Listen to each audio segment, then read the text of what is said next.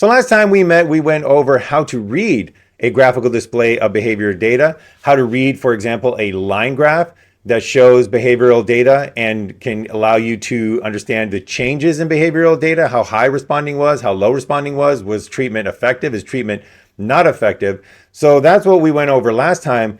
We learned how to read a graph, but today we're going to learn about how to critically think about a graph so that you don't get fooled and you don't get lied to. Because I'm Dr. Igor Yurichevich, this is behavior modification, and we do not want to get lied to. So we need to develop the skills that insulate us and prevent us from being fooled. You ready? Let's go.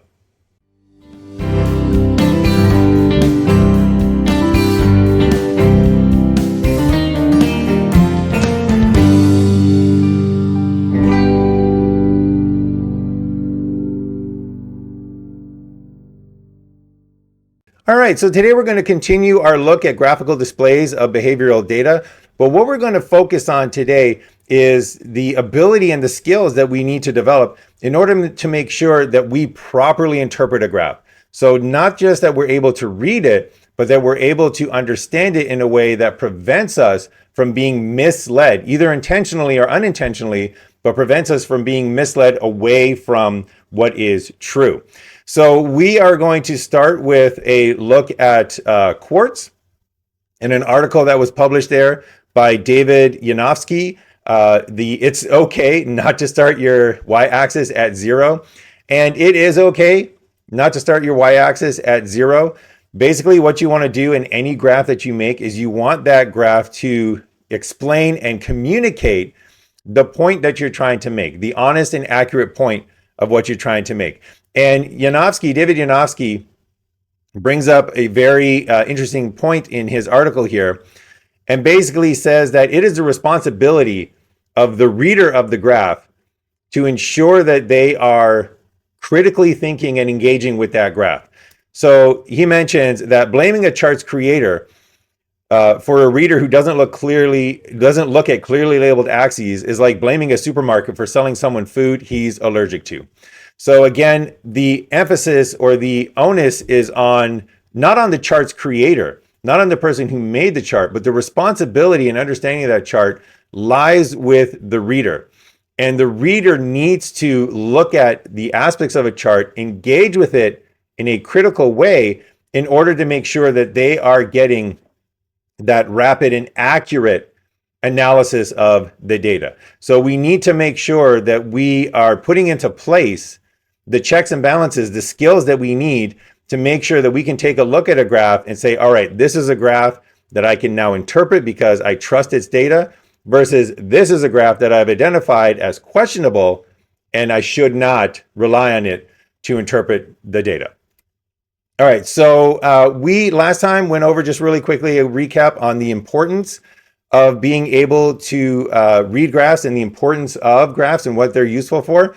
And basically, again, we have that idea that if you are trying to communicate behavioral change, for example, or behavioral measurements to somebody, it's very much easier to communicate that in a graph form than in any other form. So if you are treating a child with autism and you are working on their fine motor skills and you are measuring how quickly they can complete a puzzle, if you put that in table form, very difficult to analyze and understand the changes in behavior.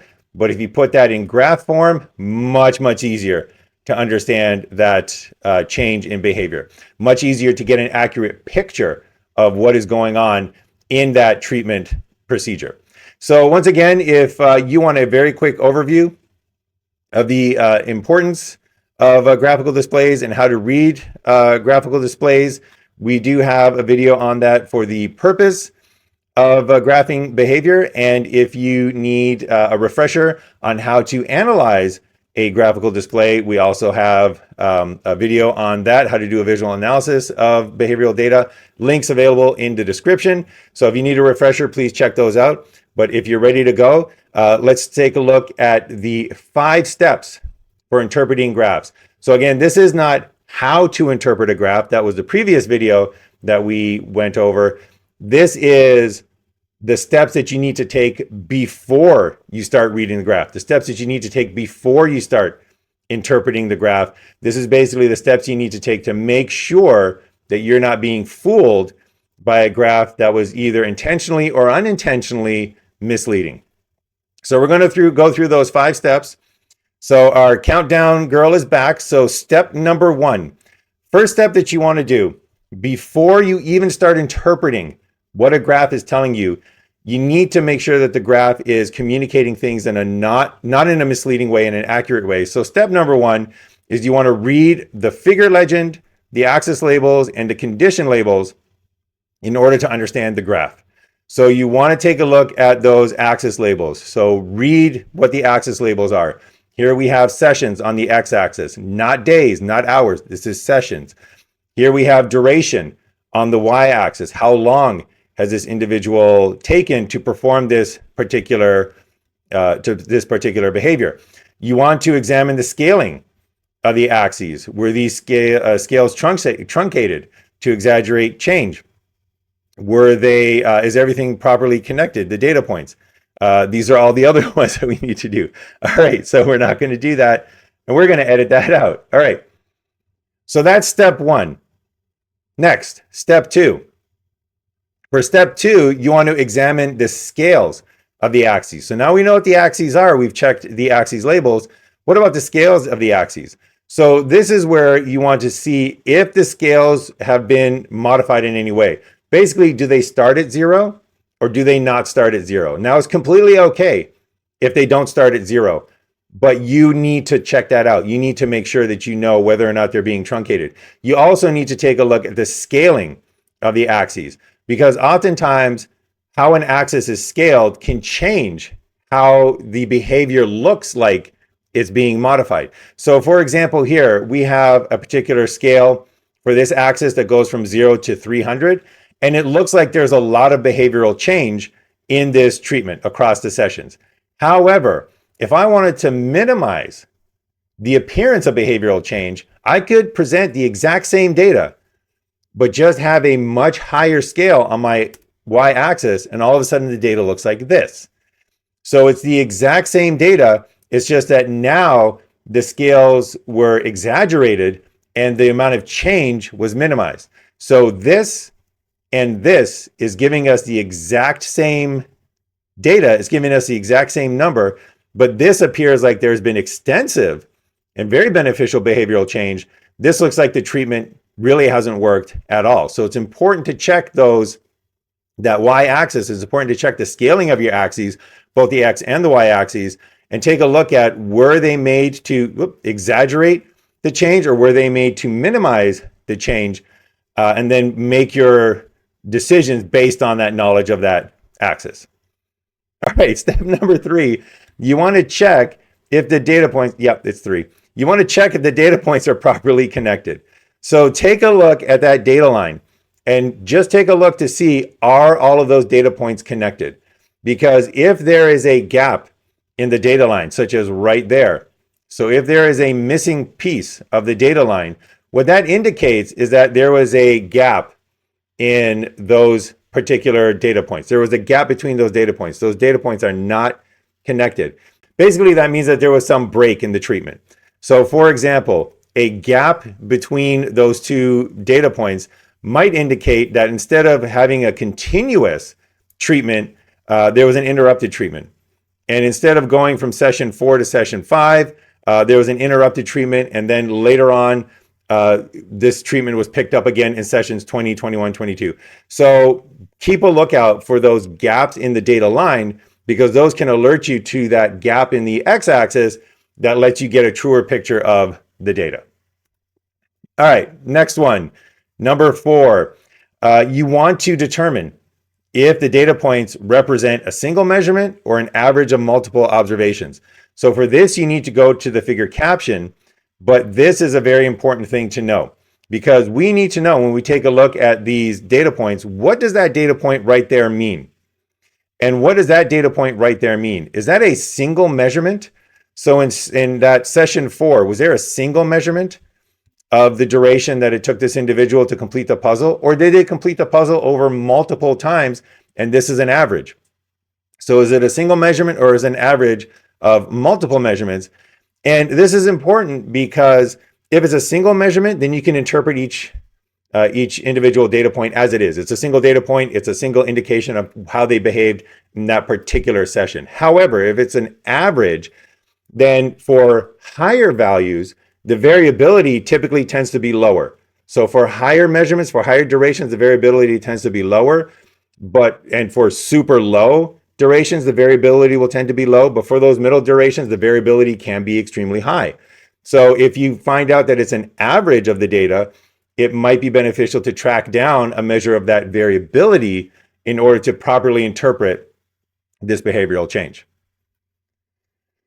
All right, and then number 5, the last one, is you want to identify whether variability is represented in the graph or whether it's collapsed in the graph. And this goes back to the previous step where we're looking at whether this is an individual measurement of behavior or is this an average of behavior. If it's an average of behavior, is the variability represented in the graph or has it been collapsed?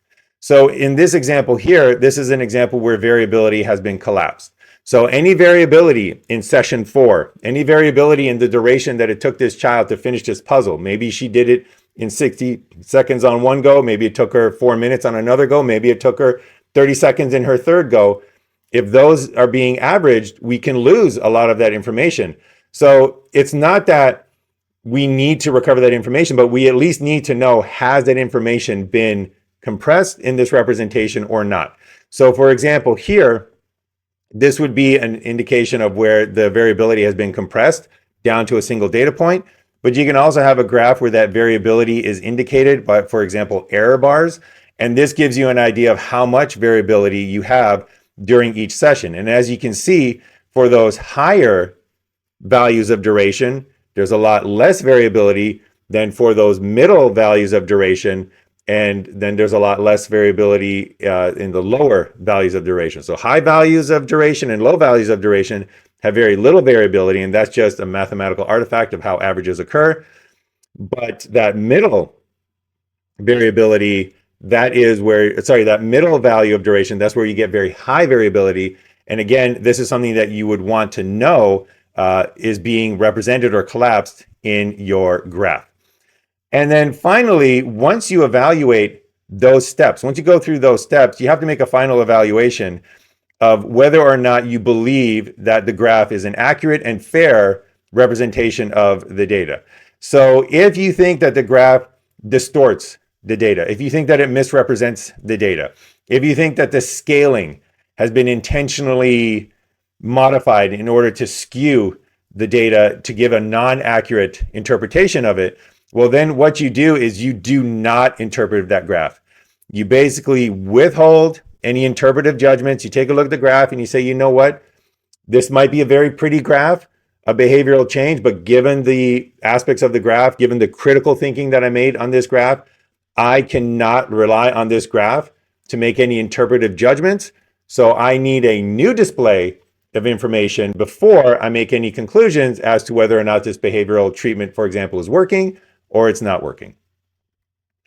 All right, so that is it for what I wanted to cover today. So again, today we took a look at how to critically engage with graphs so that you don't get lied to, you don't get fooled by a pretty picture of behavioral data change. Again, it's on our responsibility as readers of the graph to make sure that we are critically engaging with it so that we understand what is being displayed. And you want to make sure that you read that figure legend, axis labels, and condition labels to understand your graph. Examine the scaling of your axes. Check to make sure that your data points are properly connected and don't indicate a gap, for example, in treatment. Determine if your data points are a single measure or are they an average of measures. And if they're an average of measures, is that variability represented or has it been collapsed? And finally, if you feel that the graph is misleading or does not have the information that you need, do not make any interpretations of the graph. Do not base any judgments on the graph. Find a new display of that behavioral data, a different display of that behavioral data that will give you that accurate representation so that you can make that intelligent decision. All right, so that's it for what I wanted to cover today. Next time, we're going to take a look at positive reinforcement. So if you come back next time, I'll give you a reward. Love the joke. Very meta. But that's it for today. So I'm Dr. Igor Yurichevich. That was behavior modification. Stay frosty, stay functional, and go modify some behavior.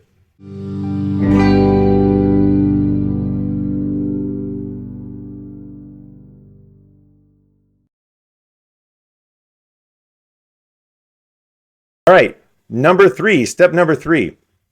You want to check to see, I said step number three. There we go, step number three.